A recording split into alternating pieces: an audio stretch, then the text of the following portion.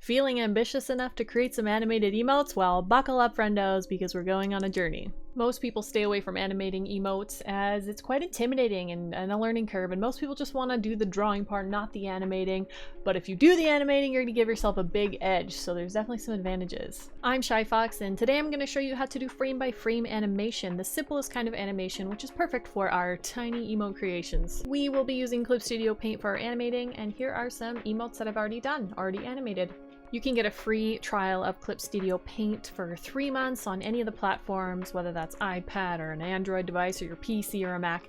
And the Pro version, as it's called, will serve our purposes just fine for the limitations that we have to work within for making emotes. You can get the fancier Clip Studio Paint EX version, but we are not going to need that. The simpler Pro version is perfectly fine for our purposes. I am aiming for this particular video to be the most detailed and informative video out there on the topic. So bear with me as we're going to cover things like what Twitch requires for you as a creator of animated emotes, what Clip Studio Paint can do for you for animating, how to plan out your animation during the sketch process, and differences in your approach to coloring when you intend to animate versus just normal coloring for static emotes, and teaching you step by step how to actually create and animate in CSP, and exporting your emote with that background transparency. There's a workaround for that, and just a bunch of extra tips along the way. I was reading a list, hope you don't mind. So no complaining how long this video is. You can't learn animation in 5 minutes, and if you want a 5-minute learnable hobby, you're gonna have to pick a different one.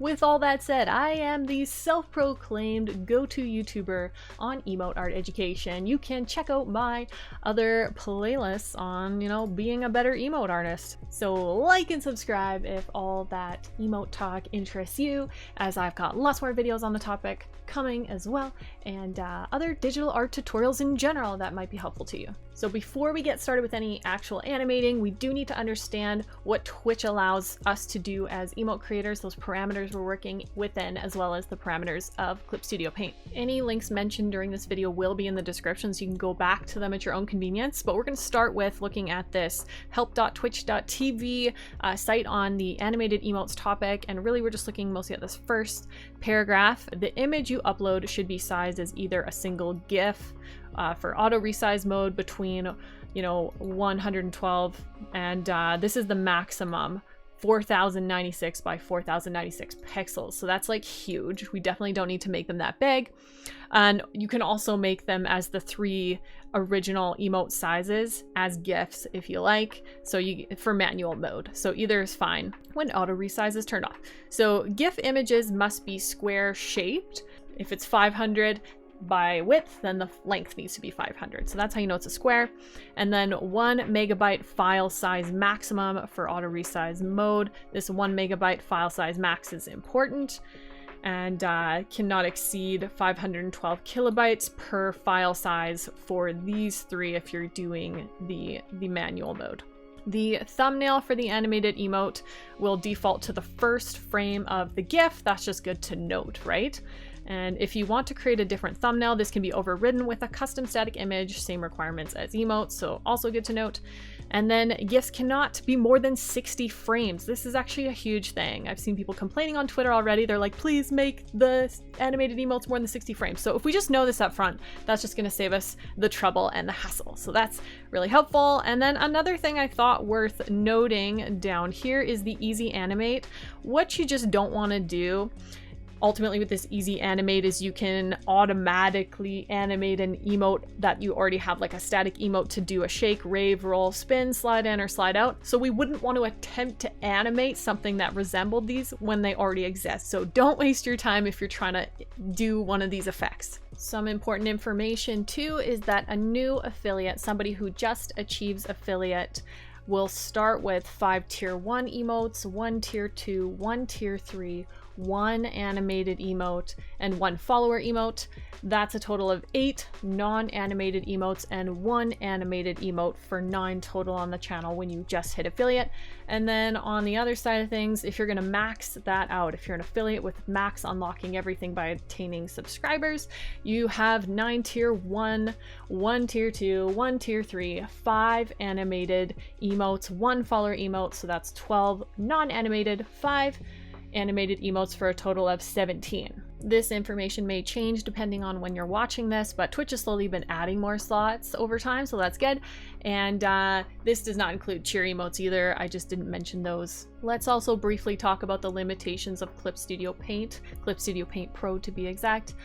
It is frame by frame animation, which means we are making the animation frame by frame. And if I click play, here's an example of just an emote I've done recently.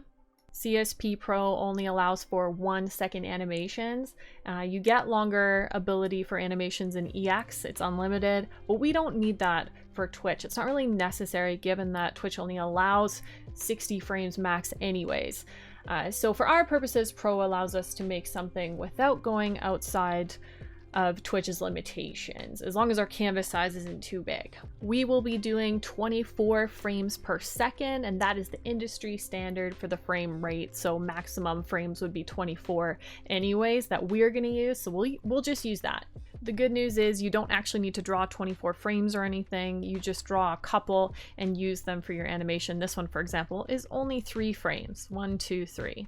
A very noteworthy limitation of Clip Studio Paint is that it does not allow you to export a GIF file with a transparent background, which is obviously problematic if we're creating emotes, but I did discover a workaround that I had to figure out, so I'm going to share that with you later in the video. This video is time-stamped so that you can jump around back and forth in the sections if you need to. So to quickly sum up what I was saying about Clip Studio Paint Pro, which we will be using, it is frame by frame animation, 1 minute animation limit, and EX has no limit. 24 per frames is the industry standard, and CSP does not support transparent backgrounds in animation, so I will be sharing that workaround. Now we are going to get started with our canvas creation. This tutorial is not a how to draw emotes tutorial. I've made 3 walkthrough videos on that already, so you can check out that playlist and follow one of those and apply that information to this tutorial, but it will be worth noting that this process is slightly different than those other videos, as it's far more efficient to plan our animations in the sketching stage. So this adds a step in the sketching stage. And we also have to go about our coloring stages more mindfully to create animations and actually create each image for the animation, mostly done by modifying one original image that we create. So it could be beneficial to watch both an emote video and this animating video before actually getting started trying to actually make something, then coming back and watching it again so you can go through the process. Depends on how much guidance you really need and how new you really are to all this stuff. So we are going to start by creating a canvas the same way we create a emote canvas if it were to be static. So 500 by 500 pixels, 90 DPI. I like to record a time lapse and click OK.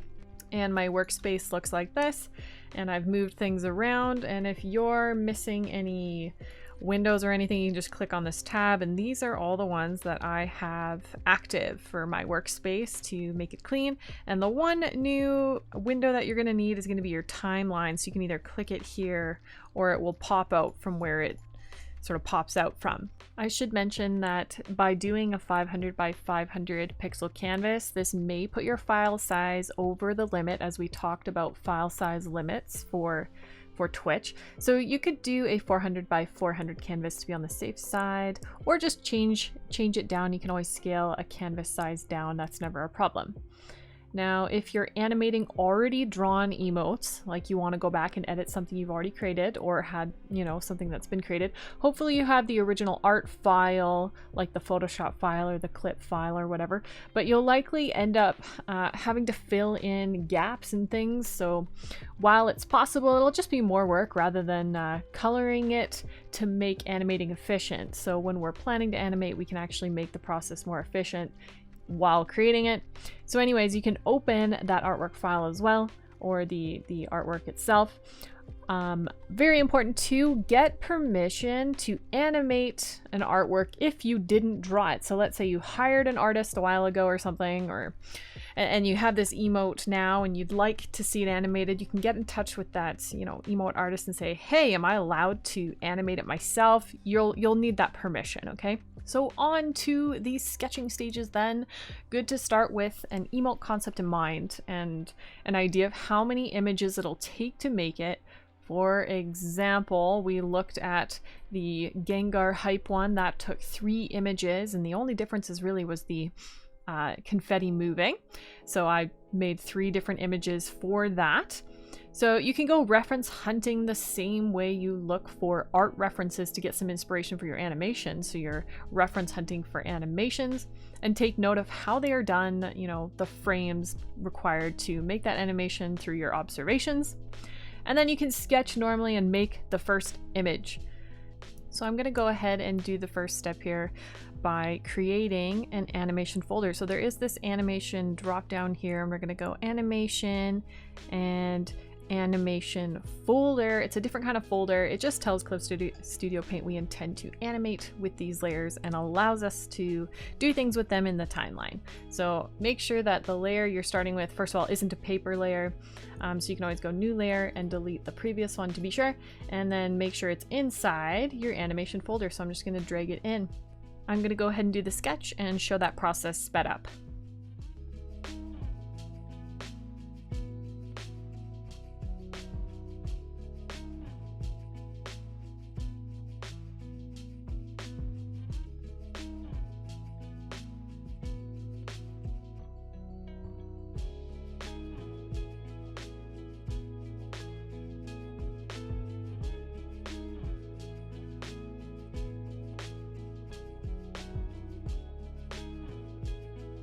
So I've gone ahead and I've sketched out the concept for my emote, and it is a fox doing this starry-eyed look.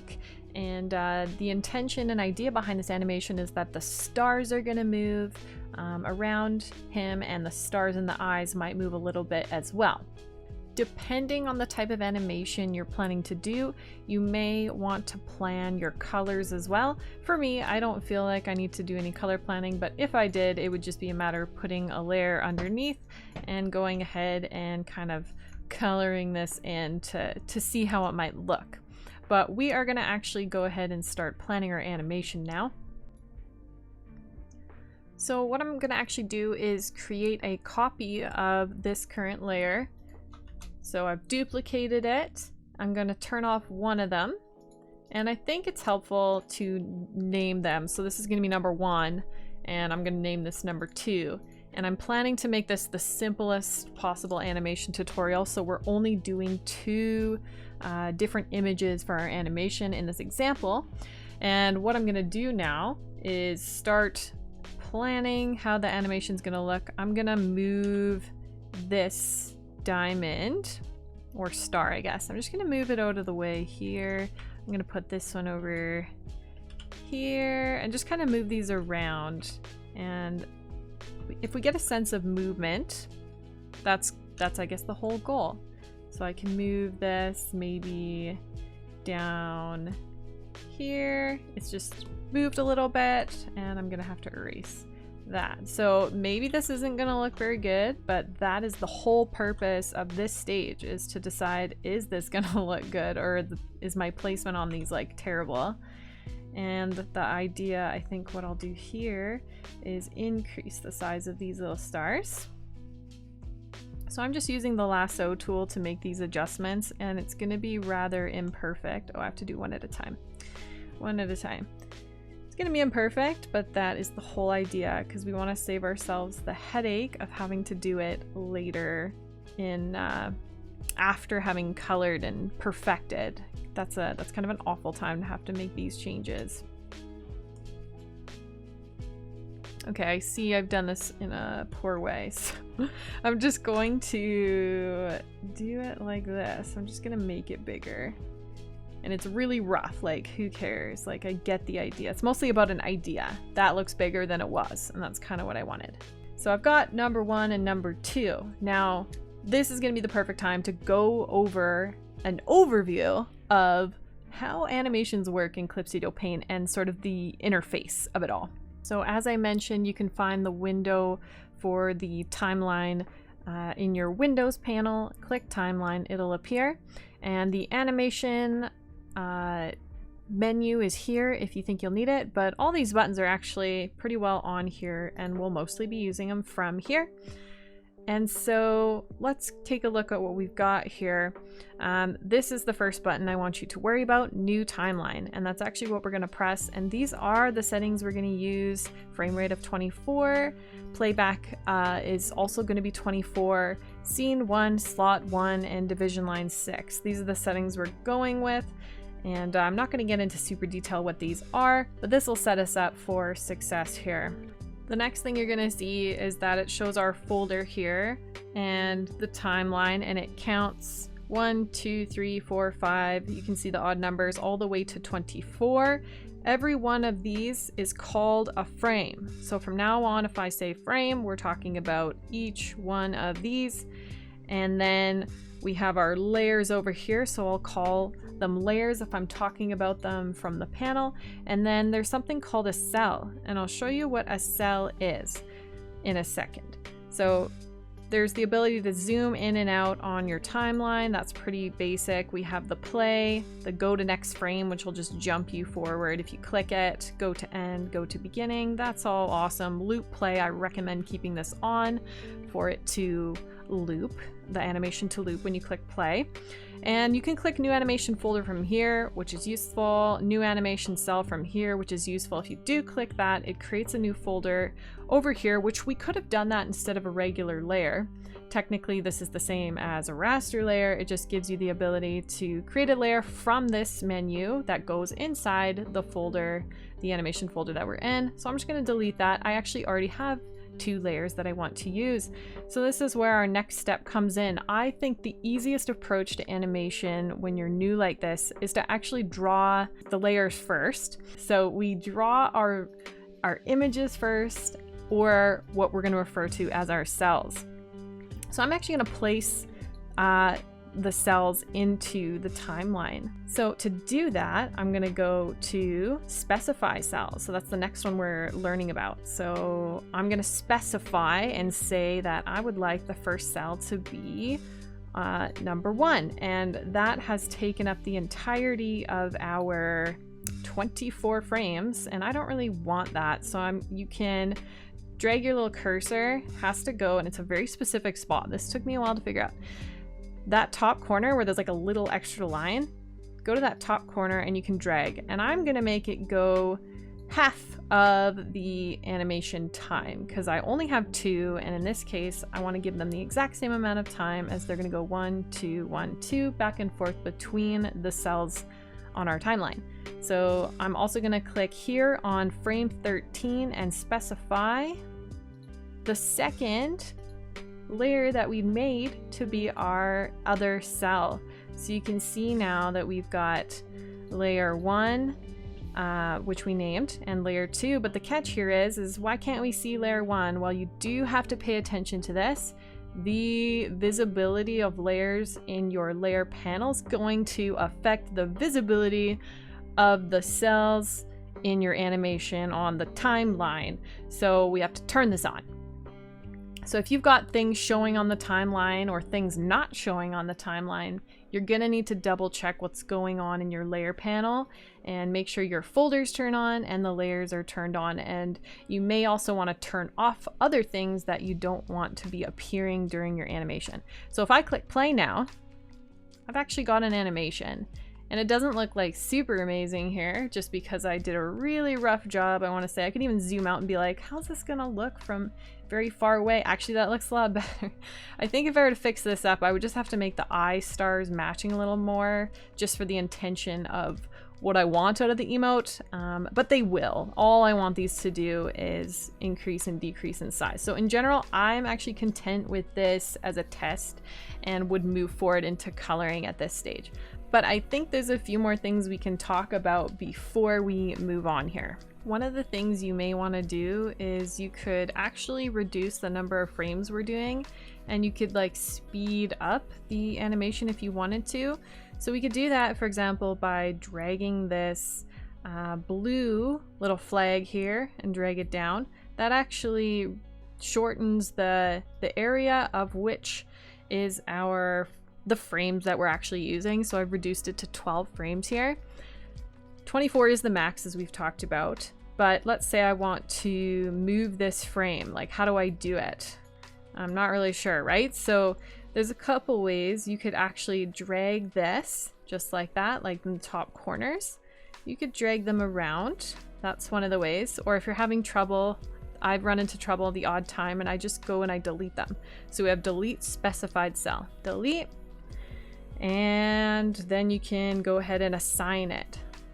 So I'm assigning this layer back to frame 7, and it is this cell here. And if I want to move our flag back, I can put it to, where would 12 be? That would be 12.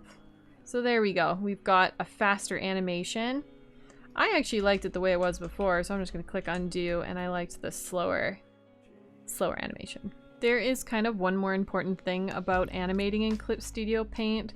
There is something called onion skins. So if you enable it, it just makes it so that the current cell you've clicked on, it will have, you know, have that cell showing, and then the one that comes before it, it'll actually show up at a lesser opacity.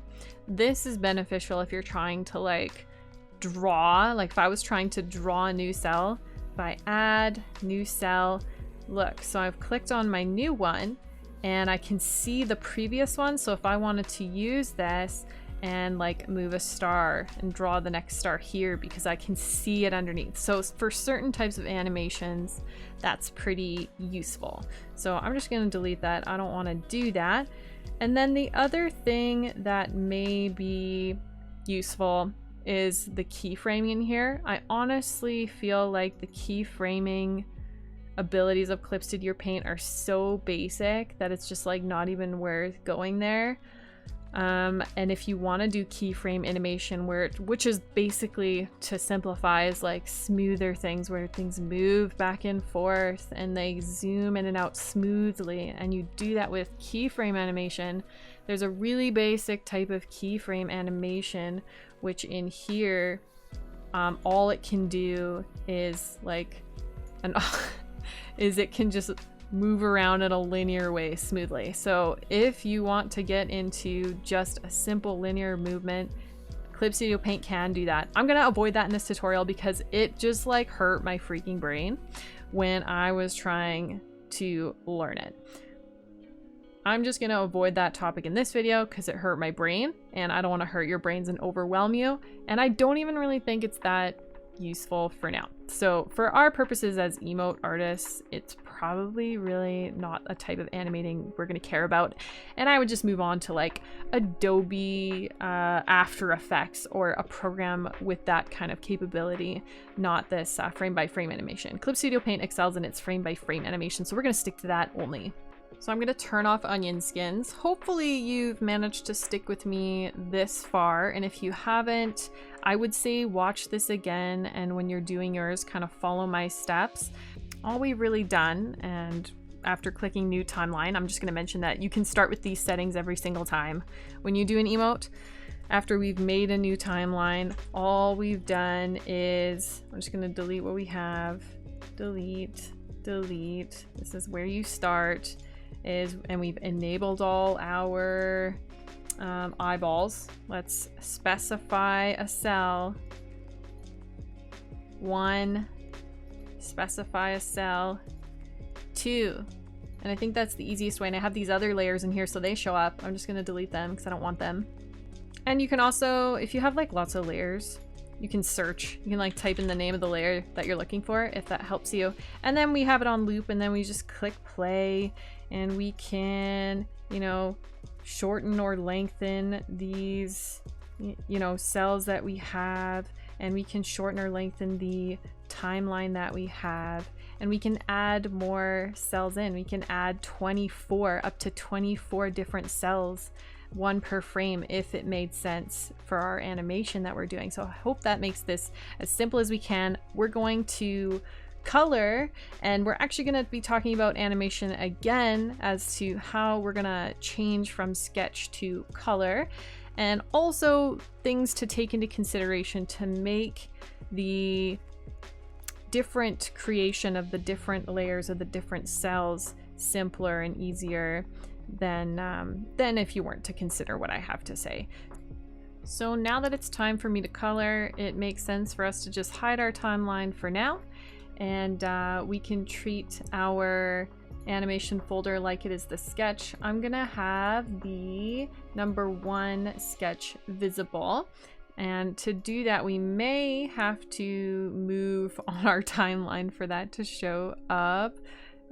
So if you're having trouble with that, you can also just pull your sketches right out of the animation folder or delete your timeline, but we probably don't want to delete it just because we're actually gonna probably use the placement of things, because when we're done our coloring, we can actually just come back to the exact placement of our layers here, our cells here, sorry, and delete them and put in the colored version instead. And that just kind of replaces them. And that's the strategy I would recommend for newbies starting out, to just replace your sketch locations of your cells. That's kind of just a simple way to do it. So I'm gonna go ahead and color and make that speedy for you. The coloring I will do in a separate folder, and it could be a whole other animation folder or not. In this case, we're not gonna complicate. We'll do a regular folder and just have the one and only animation folder for the purposes of this tutorial. So I'll color on top of it here.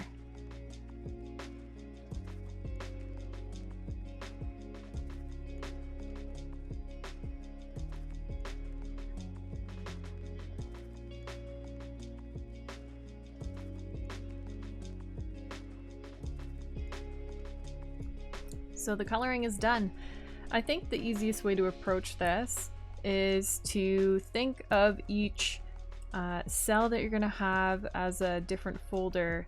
What I'm gonna do to make that possible is I've color coded my coloring all in the one folder, and right now my sketch and also the animation is turned off just so I can stare at my coloring. So it's all in the red folder. I've got my lines, and then I've also got the colors. So those are what's in this folder here.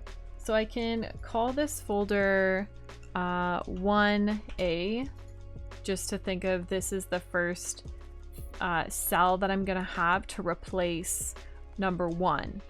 And I just named it something different because if I name them both 1, I would be confused. So 1A, and all I have to do is make a duplicate of this whole folder, so I can go layer, duplicate layer while selecting the whole folder, so it's there twice. So I'm gonna rename this to 2A just so that it's different. And the reason I have 2 folders of the exact same thing is because this, to me, is the easiest way to teach making one frame different than the next one. So we're gonna leave 1A alone. I'm gonna turn it off altogether, the layer, the visibility of the folder layer. Okay, so turn it off, and we're gonna go into 2A, and we're gonna make the adjustments of the stars. And I think I will turn on my timeline of that second frame. Now you may see this. This is a good time to explain this tip. Like, oh, this isn't my animation. Why are the stars there, and what's going on? So the timeline is actually all the layers show up on the timeline. And to make it as simple as possible, I feel that it's easiest to drag your animation folder to the very top so that it's on top essentially, and anything not in the animation folder won't matter ultimately, and you'll just turn off those layers. You'll just have to turn them off, and if they're grouped in a folder, that's easy. You'll just turn them off. So for simplicity's sake, just put your animation folder on the top, and right now that is the sketch, and the sketch being over top of the coloring is not really a big deal right now. If it is a big deal, you can take your sketches outside of the folder. We want to move the stars into A. So I've got my animation on, but I need to actually, so scroll back to the top, click on frame 2, or cell 2, sorry. Click on cell 2, and I can see now that sketch. And I'm just gonna move the stars to line up with generally the different spots here and adjust what I wanted to do with the eyes. So I'll just do that really quickly. I just want to note that how you go about animating your different images for your cells, having things on different layers and grouped together, like I knew my stars were going to be needing to animate separately from the rest of the image, so they're kind of here together at the very top. And then these stars in the eyes, not those ones, not that one, where is it? I lost it. Is it in this folder? Yeah, I put it in a folder because I was like, oh, I'm just gonna need to animate these. So them being on their own and on the top here just makes that easier for me.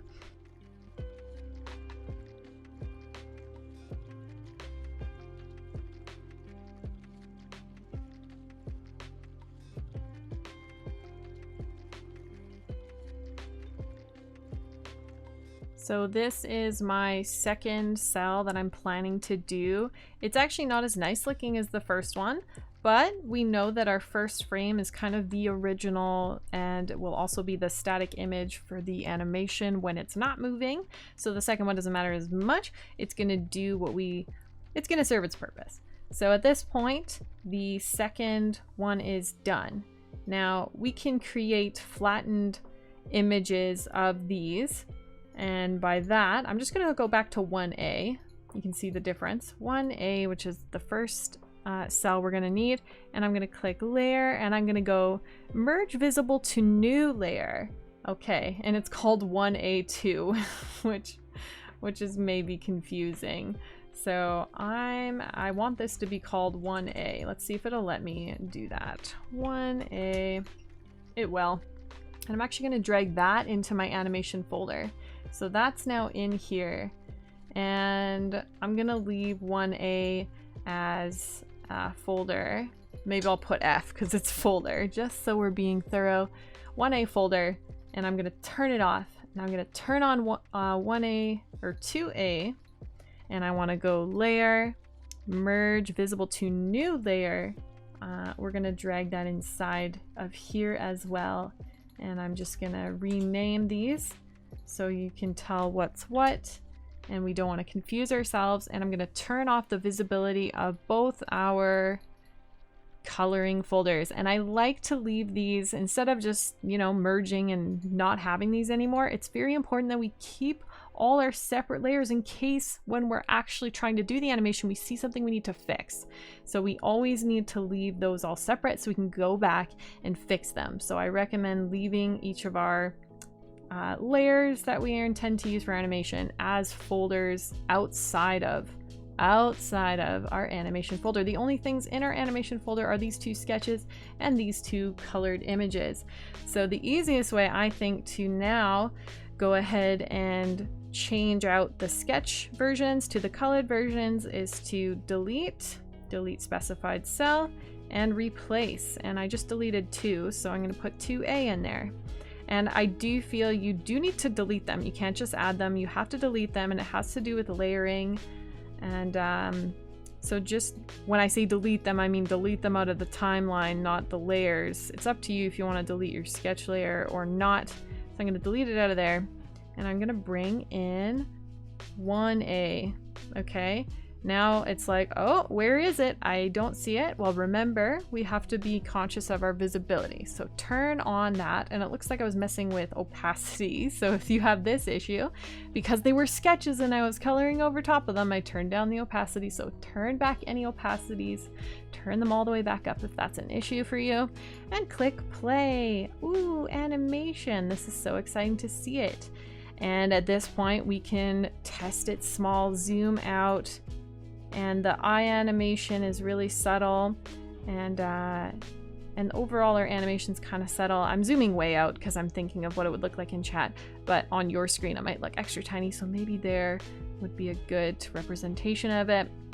And if you weren't happy with it, then you can go back. Like I said, these folders are separated. You can go back and fix them and, you know, merge to new layer and try again.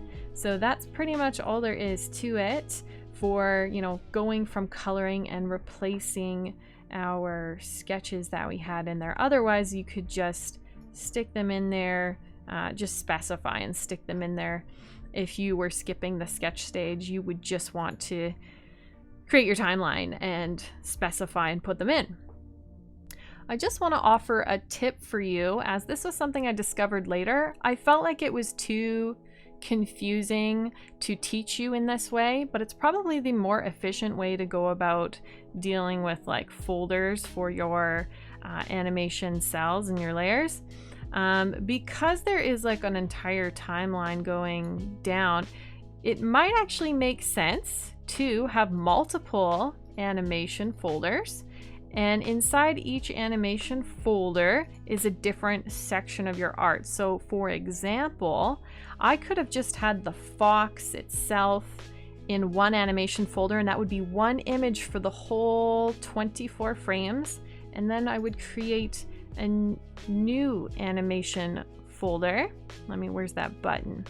New animation folder above this one, and I could do the stars. And so now we're actually layering on our timeline, which maybe is gonna mess with your mind a little bit. So I didn't teach it that way, but actually this is probably the more efficient way to do it, so that you don't have to like maybe mess with all these other folders that I was talking about.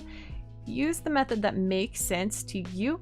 But yeah, if you wanted to then specify some stars additionally, like there'd be no fox on these layers at all, that would be inside this folder, and you would just move them around. That might be the simpler way for you.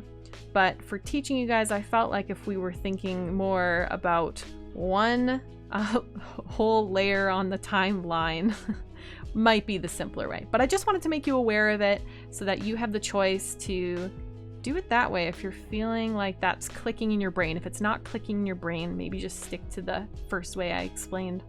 So our animation works, and that's amazing, but there are still some very important steps that are very crucial to this whole tutorial and making these emotes possible.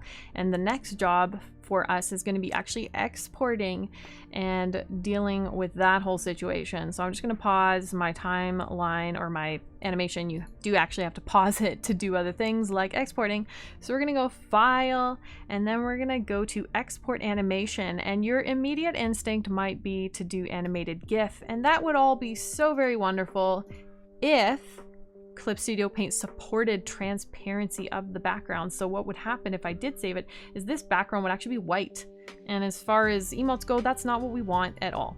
So the workaround is going to be going to export animation as an image sequence. And a very important thing to do, and the only thing you really need to change, is PNG button, and change it, or I think it starts as a BMP, but change it to a PNG.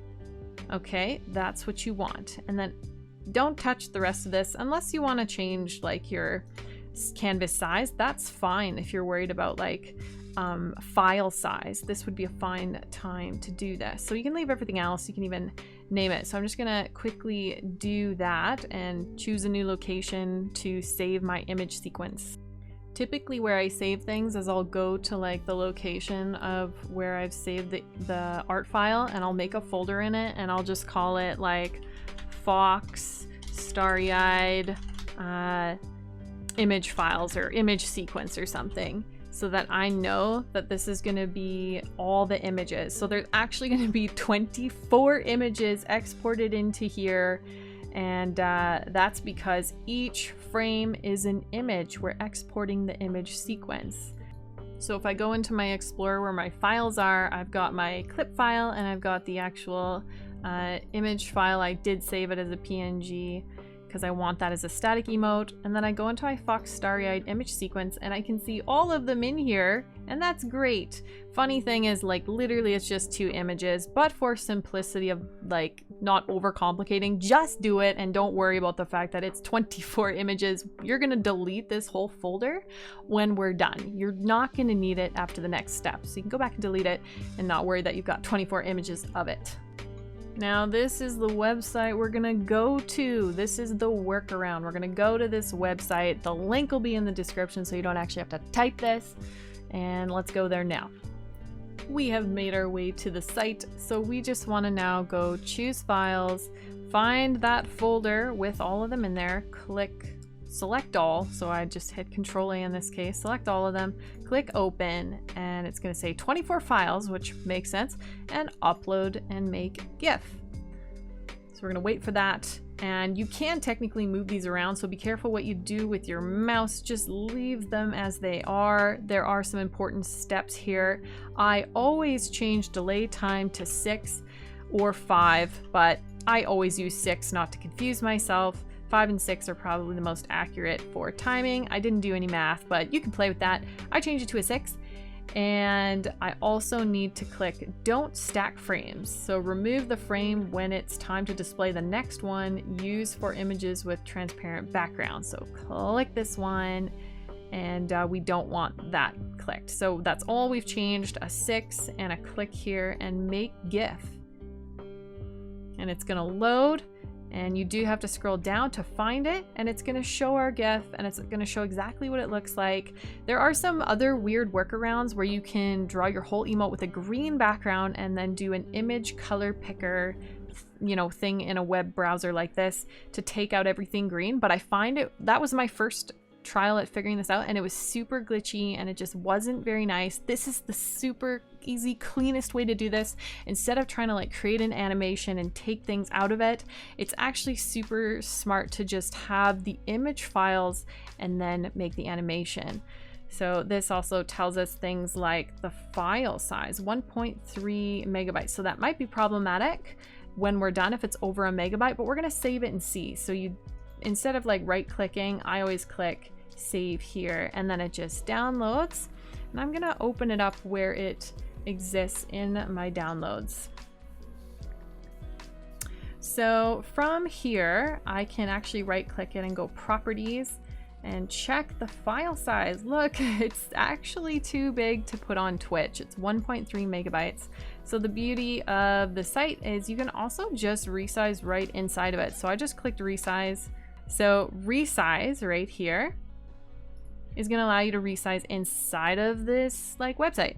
So I'm going to make it 400 by 400. And the nice thing is, and I'm actually figuring this out as I'm teaching you, it's going to tell me the file size before I save it. That's really nice. So let's click resize. What's the new file size? It's actually still too big. So instead of tediously doing this over and over again, maybe I'll do 350. That should be safe. And they have to be the same number, so resize. And I've got something that works, I believe. Yes, we are less than a megabyte as a standalone file. Now, I recommend at the same time making your 112s by 112s. I always make all sizes. I have my original size, and then the 112, then the 56 by 56, and the 28 by 28, and I save them all in the same place. I've done my due diligence, and it would just be such a hassle if I had to go back and get them later. So just do all your sizes right then and there, if you especially if you're doing commissions. Like, I feel like you have to provide, right? So provide everything, save all your files. It would just be too hard to go get them after the fact. Now, if you recall, we can't have our other file sizes of the 112 by 112, 56, 56, and 28 by 28 be larger than 512. So we're really just looking at this one's likely to be the big one. So making sure it's also less than 512 kilobytes.